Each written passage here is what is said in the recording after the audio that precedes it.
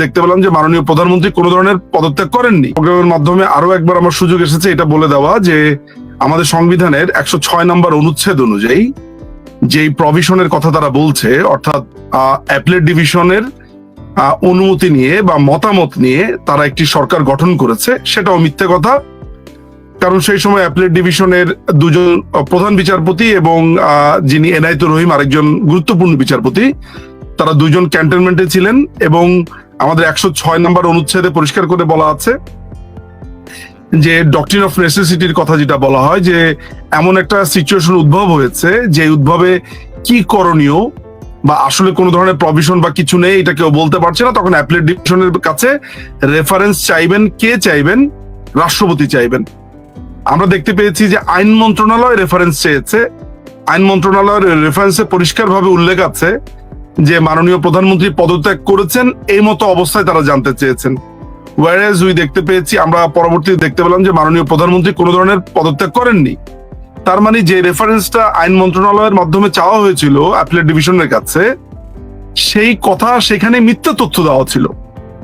ফলে মিথ্যে তথ্য, প্রতারণা, ধান্দাবাজি, প্রধান বিচারপতি উপস্থিত না থাকা, এসব সবকিছু মিলিয়ে ওই 106 অনুচ্ছেদও এখানে আসলে ফুলফিল করে না। ফলে আপনি যে আপনার প্রোগ্রামে প্রধান উপদেষ্টা বলছেন এটি ভুল। এরপরেও যদি আপনি প্রধান উপদেষ্টা বলেন, এই দায়িত্ব সম্পূর্ণ আপনার। আমি ধরে নিব যে আপনি একটি ভুল তথ্য জনগণকে দিচ্ছেন। আপনার বলা উচিত দখলদার বাহিনী।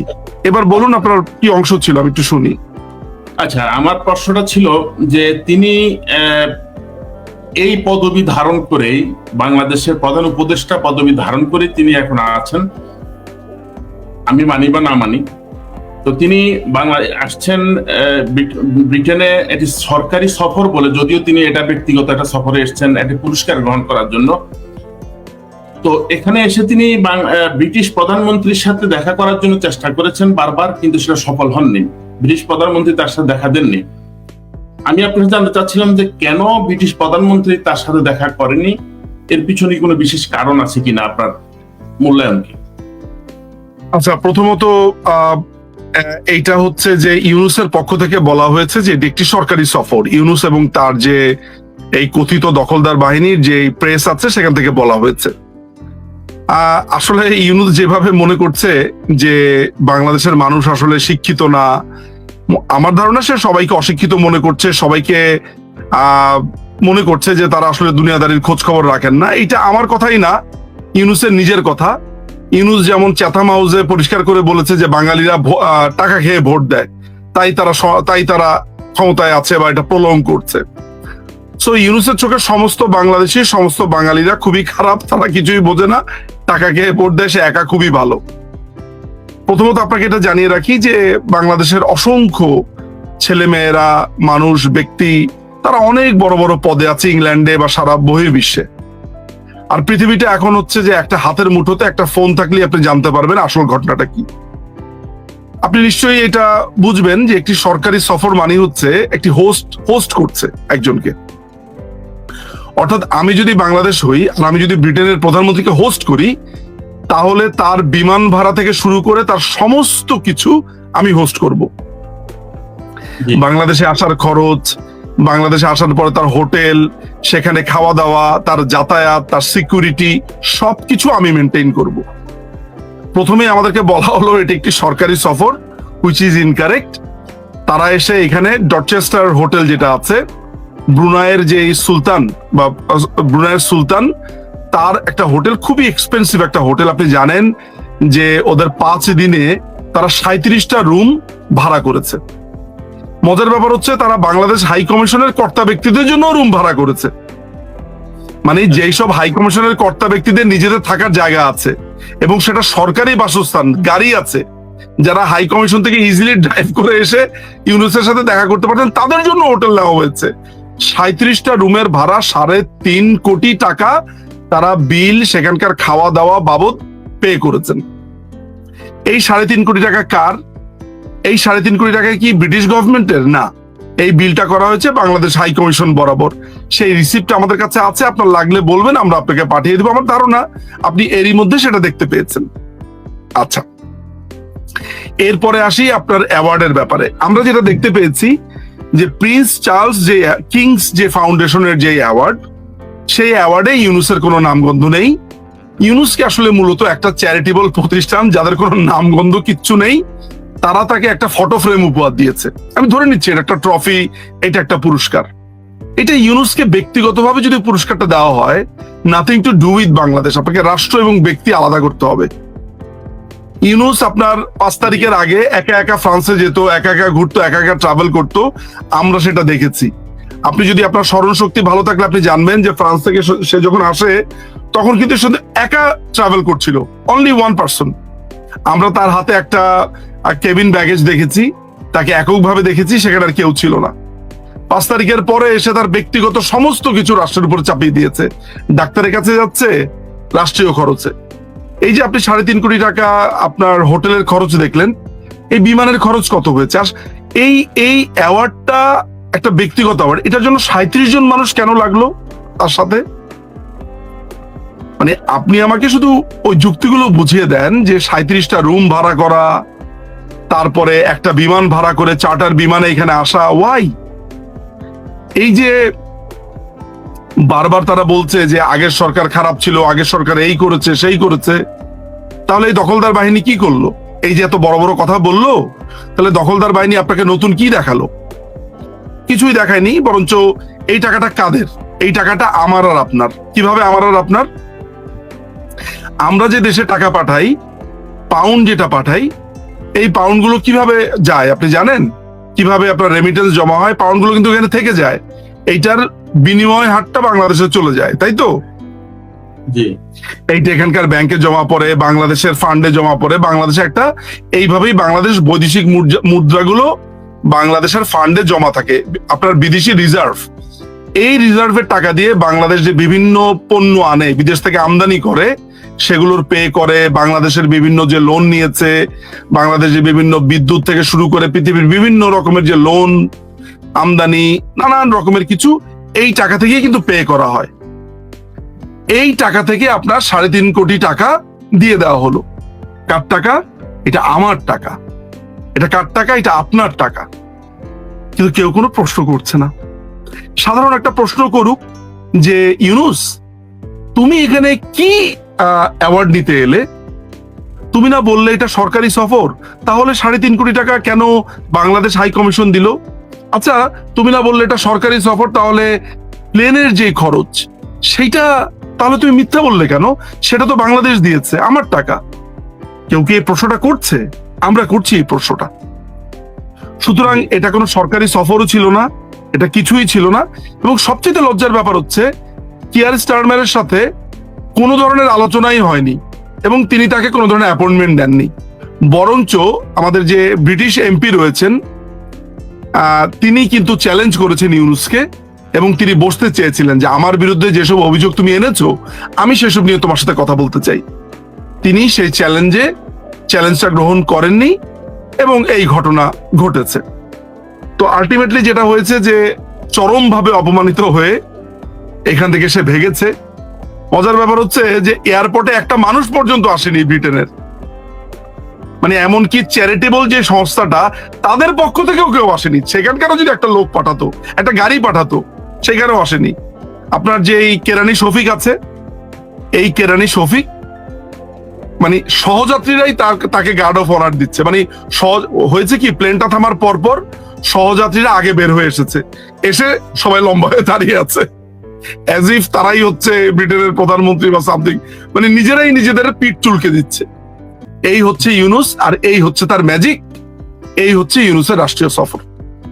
কিন্তু আমি একটু জানতে চাচ্ছি আপনার কাছে, যেটা হচ্ছে যে তারা তো চেষ্টা করেছেন, কিন্তু একটা সাধারণ কূটনৈতিক ভদ্রতার কারণে হয়তো একটা প্রধানমন্ত্রী সমমানের একটা লোক যখন বাংলাদেশে গেল, সে যদি সরকারের বা সরকারের প্রধানের সাক্ষাৎ চায়, সময় থাকলে সাক্ষাৎটা করেন, কিন্তু একেবারে সরাসরি প্রত্যাখ্যান করার কোনো বিশেষ কারণ আছে কি মনে করেন কিনা আপনি? না, আজকে যদি মাননীয় প্রধানমন্ত্রী শেখ হাসিনার কাছে আপনার কেউ একজন এসে বলে আমি আসছি, আমি আইসি, এটা বলে সে বলে যে আমি একটা অ্যাপয়েন্টমেন্ট চাই, প্রধানমন্ত্রীর তো ব্যস্ততা আছে, শিডিউল আছে, উনি তো তার শিডিউল ভেঙে এইভাবে ব্যক্তিগত কেউ সফরে আসলে সেখানে এন্টারটেইন করবে না। প্রত্যেকেরই তো একটা শিডিউল আছে। আপনার কেয়ার কি স্টারমারের কি আপনার কাছে মনে হয় যে তার আজাইরা প্রচুর কাজকর্ম আছে, যে আসবে তার সাথে দেখা করবে? এখানে ভদ্রতার কথা দিকতে ভদ্রতার প্রশ্ন তো আসবে ইউনুসের। কথা নাই বার্তা নেই, আমার বাসাতে এসে হাজির। দাওয়াত দেই নেই, কিছু নেই, আমার বাসাতে এসে হাজির। এই লজ্জা হওয়ার কথা তো ইউনুসের, এবং সে বাংলাদেশকে লজ্জিত করেছে। কথা নাই বার্তা নেই, অন্যের বাসাতে গিয়ে হাজির হয়ে গেছে দাওয়াত ছাড়া। আমি এই কথাটাই আপনাকে প্রশ্ন করতে চাচ্ছিলাম আবার, যে তিনি যে পুরস্কারটা নিতে আসলেন সেটা হারমোনি অ্যাওয়ার্ড নামে আপনি, আমার মনে হয় আমি আপনাকে আরেকটু শুধরে দিব, পুরস্কার না, একটা ফটো ফ্রেম নিতে এসেছে। একটা প্রিন্টেড কাগজ যেটা ফটো ফ্রেমের ভেতরে ছিল। আপনি দেখেন এটা পুরস্কার না ফটো ফ্রেম।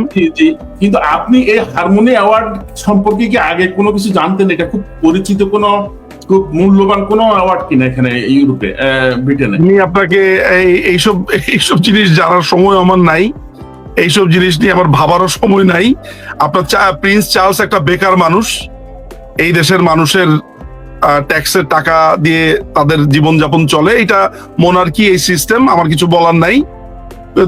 প্রিন্স চার্লসকে যেখানে আপনি দাওয়াত দিবেন তিনি সেখানেই চলে যান। এরকম অনেক, আমি প্রিন্স চার্লসের দাওয়াত হয়েছে এরকম অনেক জায়গাতে, আমি অন্তত পক্ষে 2টা প্রোগ্রামে গেছি। সুতরাং আমি তাকে অপমান করছি না, কিন্তু আমার কাছে মনে হচ্ছে যে প্রিন্স চার্লস এরকম প্রচুর দাওয়াত যান, এটা খুব একটা গুরুত্বপূর্ণ বিষয় না আমার কাছে।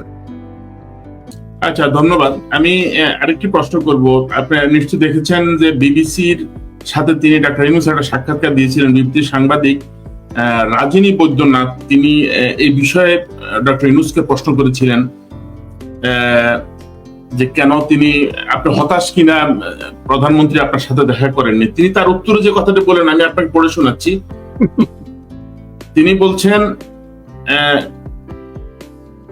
আমি জানি না আমি হতাশ হব না, তিনি কোন কারণে একটা সুযোগ হারালো আমি জানি না, এই জন্য বাংলাদেশে আসা উচিত। একটু নির্ভর থাকবেন, বাংলাদেশের পরিস্থিতি উপলব্ধি করবেন এবং এই মর্ম বুঝতে পারবেন। এখন আমি ব্যক্তিগতভাবে ওনার এই কথার কোনো অর্থ বুঝিনি। আপনি কি এর কোনো অর্থ মর্ম উপলব্ধি করতে পারছেন ওনার উত্তরটা? কে আমি আপনার কথা শুনে আমি যেটা বুঝতে পারছি, সেটা যদি আমার নিজের ভাষাতে তর্জমা করি তাহলে ব্যাপারটা এরকম দাঁড়ায় যে আমাকে প্রশ্ন করা হয়েছে যে ব্রিটিশ প্রধানমন্ত্রী আমার সাথে দেখা করলেন না কেন। জবাবে আমি যেটা বলেছি, আমি জানি না আমাকে কেন জুতার বাড়ি দেওয়া হলো, আমাকে এইভাবে অপমান করা হলো। তবে আমি বলছি যে আমাকে অপমান না করে একটু আমার বাসাতে আসেন, দেখবেন আমি আপনার জন্য কত সুন্দর ব্যবস্থা করে রেখেছি। আমার কাছে এইরকমই উত্তরটা মনে হয়েছে।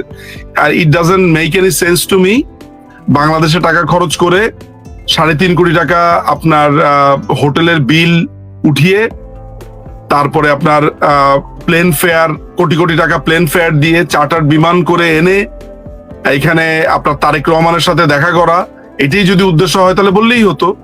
তাহলে এখানে আপনার একটা ফটো ফ্রেম নেওয়ার জন্য এসেছে, এটা বলা তো একটা হাস্যকর ব্যাপার, তাই না? আচ্ছা, এখানে আপনি তারেক রহমান সাহেব সম্পর্কে প্রশ্নটা নিয়ে আসলেন। উনি তারেক রহমান সাহেবের সাথে এখানে বৈঠক করলেন। বৈঠক করার পরে, একান্তে বৈঠক করার পরে যে যৌথ একটা বিবৃতি দিলেন, সেখানে খলিল সাহেব, তিনি উপদেষ্টা খলিলুর রহমান, তিনি যে কথাটি বললেন যে তার অর্থটা এই দাঁড়ায় যে 2026 সালের ফেব্রুয়ারিতে একটা নির্বাচন হওয়ার সম্ভাবনা আছে। তার মূল কথাটা এইটুকুই শুধু। এখন আমার কথা হচ্ছে যে আপনি কি মনে করেন যে এই কথাটি বলার জন্য গোপন বৈঠক করার কি প্রয়োজন, বা বাংলাদেশ থেকে এরকম বহর নিয়ে তারেক রহমান সাহেবের সাথে দেখা করার কি প্রয়োজন, নাকি ভিতরে অন্য কোনো খেলা? এইটা আমার একই কথা রিটারেট হবে। আমি বারবার একই কথা বলতে চাই না। আমি শুধুমাত্র আপনাকে যেটা বলবো সেটা হচ্ছে যে বাংলাদেশের সাধারণ জনগণই প্রশ্নটা তুলুক। আমরা তো তুলেছি, আমরা বাংলাদেশ আওয়ামী লীগের সমর্থক যারা আছি, বাংলাদেশের অন্যান্য সাধারণ মানুষের বেশ কিছু অংশ তুলেছে, মানে আপামর জনসাধারণই প্রশ্নটা তুলুক যে এই প্রশ্নটা খুবই স্বাভাবিক, খুবই সিম্পল একটা কোশ্চেন, যে ইংল্যান্ডে কি আপনি কোনো ট্রেড ট্রিটিতে এসেছেন, মানে কোনো বাণিজ্য চুক্তি, কোনো ধরনের আপনার দুই দেশের কোনো ধরনের সহায়তা দেবে এমন কোনো চুক্তি, কিংবা কোনো মিউচুয়াল অফ আন্ডারস্ট্যান্ডিং যেটাকে আমরা MOU বলি, বা কোনো বাণিজ্য সম্ভাবনা বা এমন কিছু। সোজা কথা হচ্ছে যে এই G2G, গভর্নমেন্ট টু গভর্নমেন্ট, কোনো ধরনের চুক্তি, কোনো ধরনের পরিকল্পনা, কোনো ধরনের আপনার এমনকি কোনো দান খয়রাতও আপনি নিতে এসেছেন কিনা। অনেক সময় তো দান খয়রাত নিতেও আসে সেটাও কি নিতে এসেছেন কিনা, কোনো অনুদান নিতে এসেছেন কিনা, কোনো কনফারেন্সে এসেছেন কিনা? নাথিং। আমরা শুধুমাত্র দেখতে পেয়েছি যে এখনো যার 10 লাখ অস্ত্র মামলা এবং 21 আগস্টের গ্রেনেড হামলার মামলা যার বিরুদ্ধে চলছে, তার সাথে দেখা করতে এসেছে এবং আমরা সেখানে দেখলাম যে 2 জন 15 মিনিট আধা ঘন্টার মতো কথা বলেছে, এতটুকুই। তো এই আলোচনা করার জন্য ইউনূস তো নিজে নিজেই আসতে পারতেন। এইটার জন্য কেন এটাকে সরকারি একটা আপনার ইনভাইটেশন এরকম একটা নামে অভিধায় অভিষিক্ত করা, কেন এত কোটি কোটি টাকা খরচ করা? এই টাকা জনগণের কাছে আসলে তাদের কাছে, জনগণের কাছে তো কোনো অ্যাকাউন্টেবিলিটি নাই, কোনো ইলেকশনের মাধ্যমে নির্বাচিত নয়, কোনো ধরনের ম্যান্ডেট নাই, ফলে যা ইচ্ছা তাই করবে, সরকারি মাল দরিয়ামে ডাল, আমরা তো এটা জানি। সো তাই হচ্ছে, এখানে তো কারো কাছে কোনো জবাবদিহিতার কিছু নেই। কেননা কেরানি শফিক, তার যে প্রেস সচিব, সে তো পরিষ্কার করে বলে দিয়েছে যে এই সরকারের সমস্ত কিছু ম্যান্ডেট আছে, তারা যা করবে তাই সঠিক। তো আপনি কি করবেন? গায়ে জোরে যখন এটা বলছে, তখন তো আপনারা কিছু করার নেই।